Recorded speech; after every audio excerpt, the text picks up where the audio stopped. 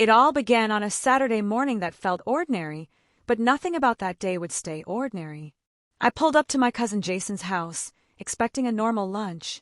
Instead, I was greeted by a gleaming black luxury car parked in the driveway, sunlight bouncing off it like it was a trophy. Jason stood next to it, grinning ear to ear, while my aunt fussed over him like he'd won some grand prize. I forced a smile, my stomach tightening. "Wow, that's amazing," I said, trying to sound casual. My aunt's eyes sparkled with pride, and Jason basked in it. And then it hit me, the sinking feeling of being invisible.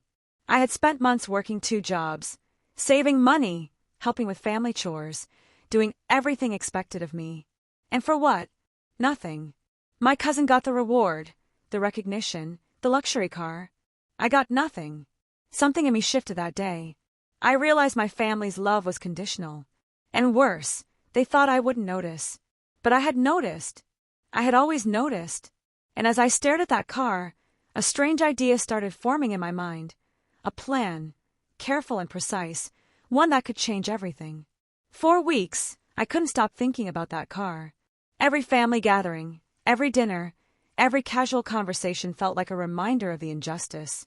I tried to speak up, subtly, about my own efforts, about how I worked hard, but every word seemed to bounce off invisible walls. Then one night, I overheard something that made my blood run cold. Jason was talking to my uncle on the phone, boasting about the gift, and laughing about how it was really just a reward for being smarter than Riley. Smarter than me. That was when the anger bubbled into something sharper, something I couldn't ignore. But it wasn't just anger. It was clarity. I started watching my family, noting patterns, little habits, financial secrets, the way they whispered behind closed doors. They thought I was naive, but I had been observing all along.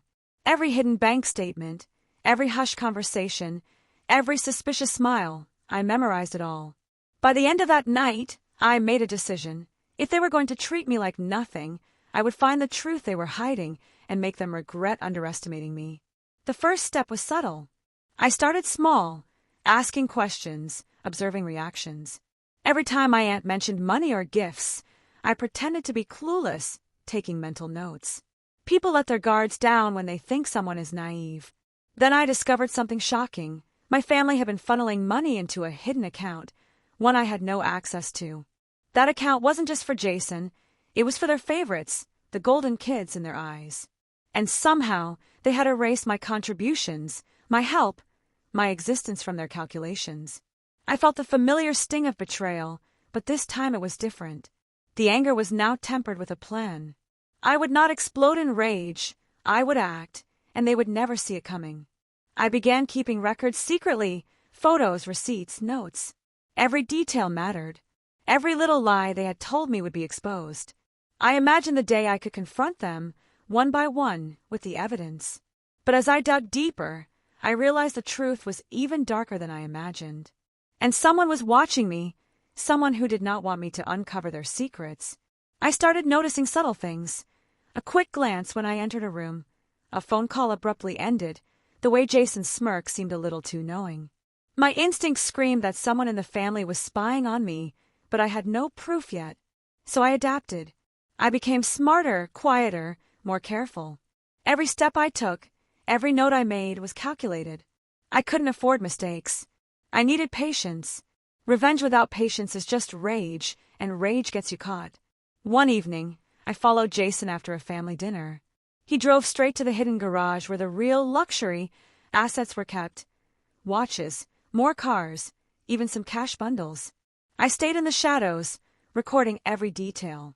Then he whispered into his phone, "Riley is too curious. Keep an eye on her." My heart raced. They were aware. But now I had confirmation. I was not invisible. I was a threat. And as I watched them from the darkness, I smiled. If they wanted a war, they had just signed the contract. The next morning, I pretended nothing had happened. I smiled at Jason, chatted casually with my aunt, and even laughed at their jokes. But inside, I was plotting. Every secret I uncovered, every suspicious detail, was another piece of ammunition. I realized the stakes were higher than I thought. This was not just about a car. It was about power, greed, and reputation. My family had built an empire of favoritism, and they had carefully hidden the truth from me. But now I knew. I understood their weaknesses, their lies, and their arrogance. They thought they could buy loyalty and blind obedience. They thought they could erase me. They were wrong. And that was when I made my first move, a tiny, almost invisible one. A test, to see how far they would go to protect their secrets. I didn't know the full consequences yet, but I felt it in my bones. Once this started, nothing would ever be the same. I watched them carefully for weeks, pretending life was normal while secretly analyzing every movement. I had learned that patience was as powerful as any luxury car or bank account. Every word I said to Jason or my aunt had to be measured. One wrong comment, and my entire plan could unravel.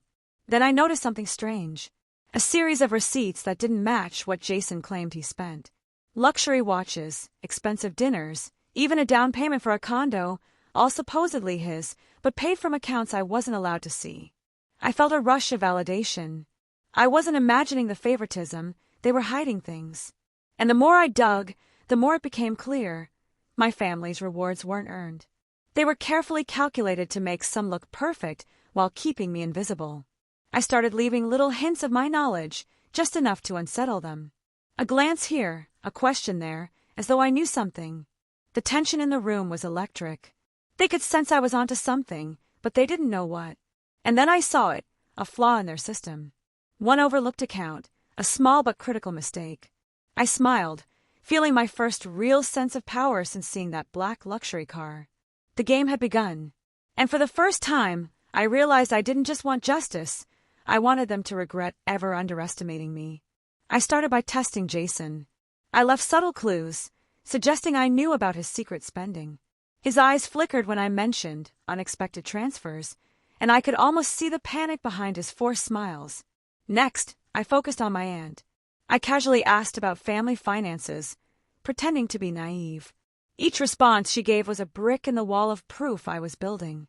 She didn't realize she was confessing in tiny doses. Then came the critical moment. I managed to access the overlooked account. A shiver ran through me as I scrolled through the transactions.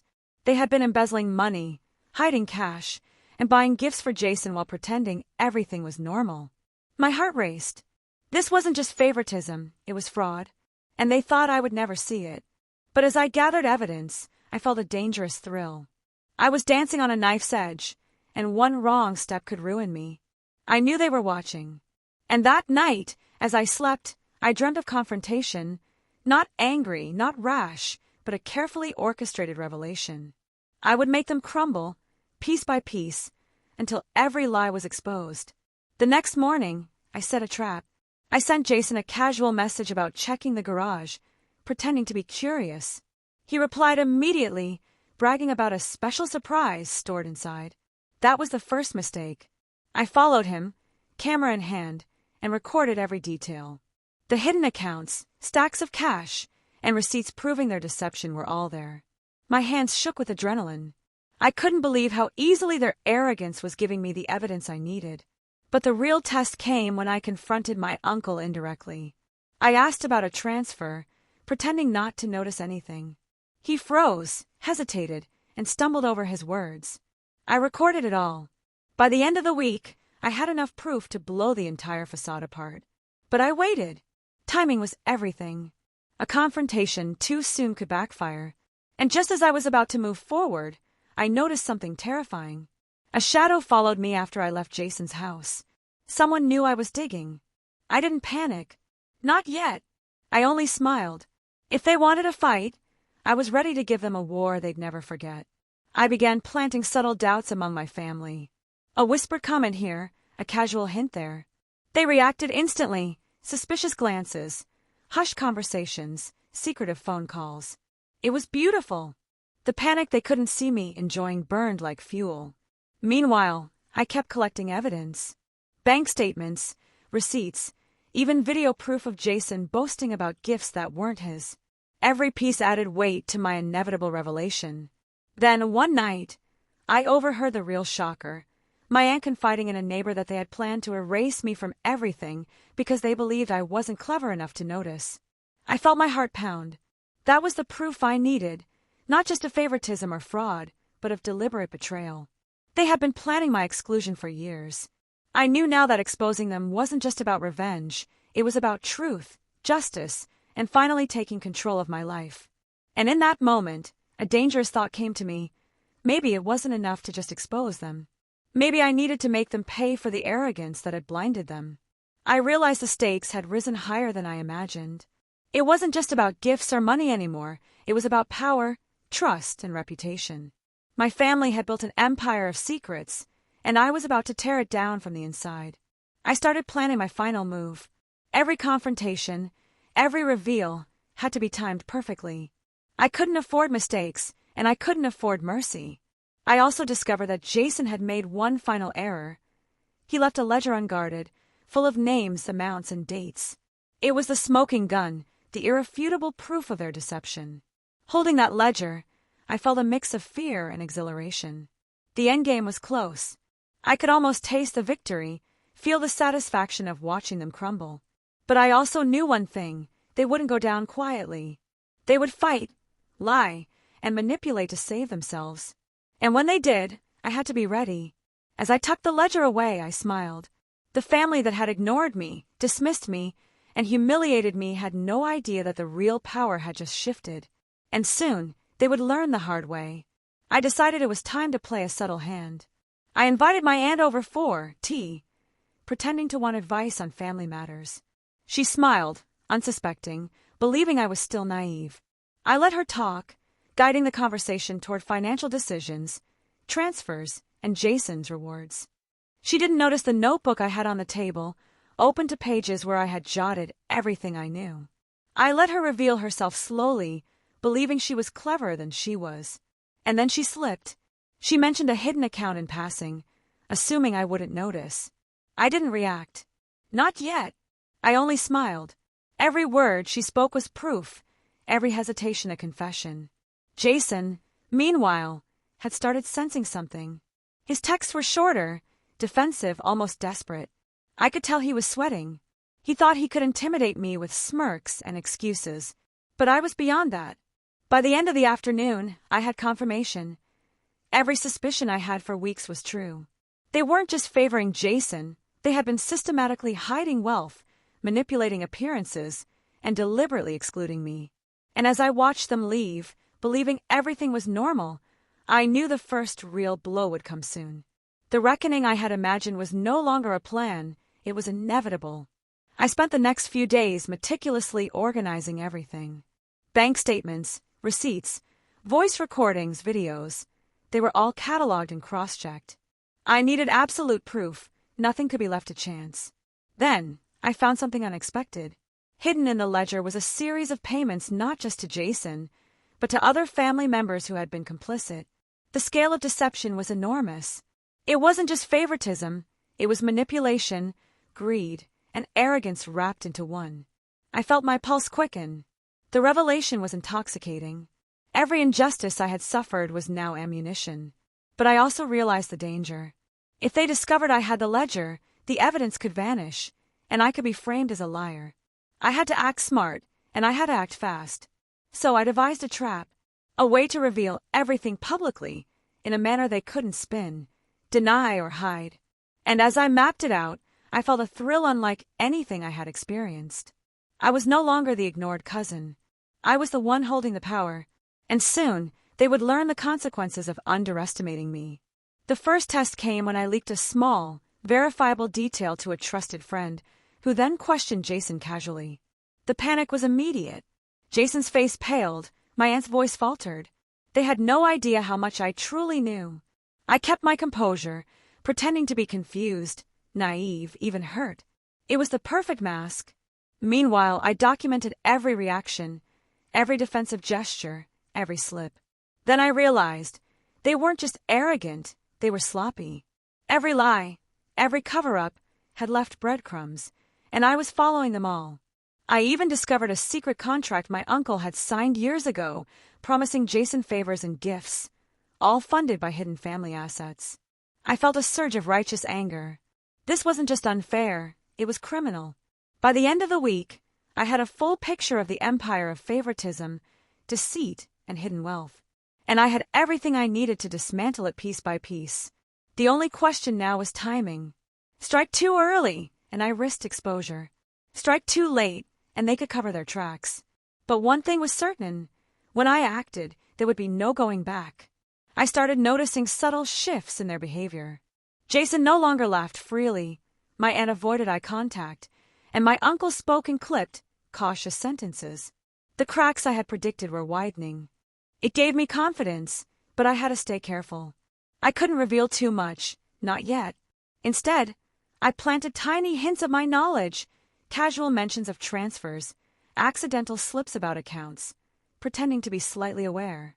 And they responded exactly as I had hoped. Suspicion, anxiety, and paranoia spread like wildfire through the family. They had underestimated me for years, and now they were scrambling to cover their secrets.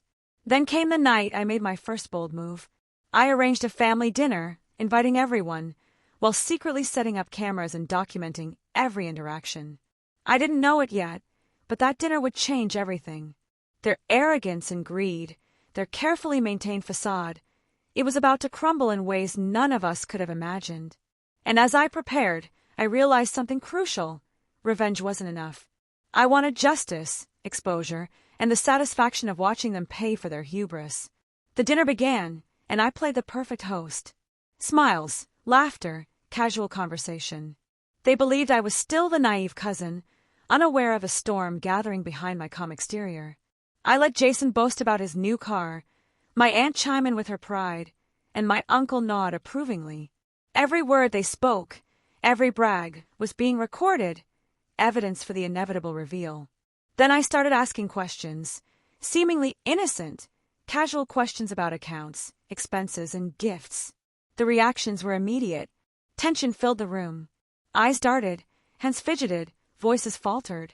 It was beautiful to watch. The empire of favoritism, greed, and arrogance that had overshadowed me for years was beginning to crack. And I had orchestrated it perfectly. As dessert was served, I dropped my first subtle bomb, a mention of a missing ledger. The room froze.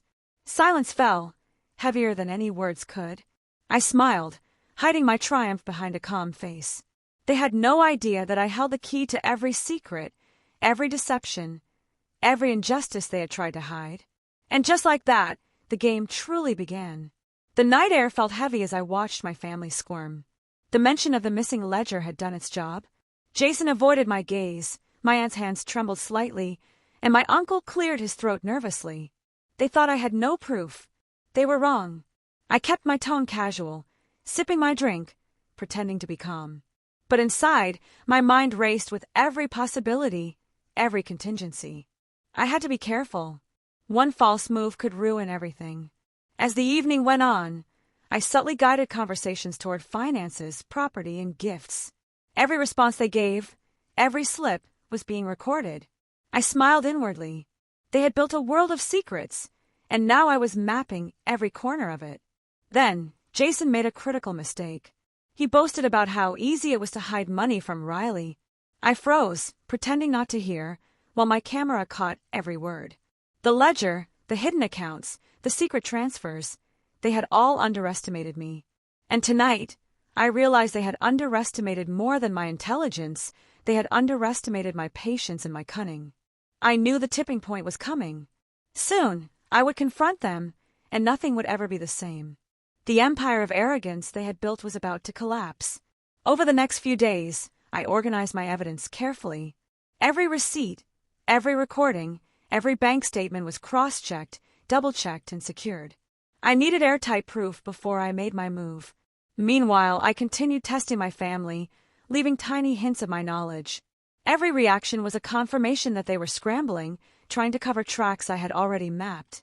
Then I discovered the ledger's final secret: payments made to a business I had never heard of, controlled by one of my cousins as a front. Their greed was even more extensive than I imagined. I realized that exposing them would shake the family to its core. But I didn't just want exposure. I wanted them to feel the consequences of arrogance, of believing they could erase me. So I began planning the public reveal, piece by piece. I would let the world see what they had done while ensuring they could not deny it. And as I prepared, I felt a surge of confidence. The ignored cousin, the invisible one, they had created me. And now, they would witness the unstoppable force I had become. The day of the reveal arrived. I had arranged a small gathering, pretending it was a casual lunch with close family. Cameras hidden, evidence ready, I entered with a calm smile, hiding the storm brewing inside me. Jason tried to charm me with small talk, but I ignored him. I let my aunt and uncle talk, guiding conversations subtly toward accounts, gifts, and favors. Each question I asked was calculated to reveal cracks in their story. Then I dropped the first bomb. I mentioned a recent large transfer. "Oh, I thought that was Jason's gift account." The reaction was immediate. Faces paled, glances were exchanged, hands trembled. I pressed further, casually bringing up receipts, bank statements, and even contracts I had uncovered. Each piece I mentioned caused their carefully constructed facade to wobble. By the end of the meal, the tension was suffocating.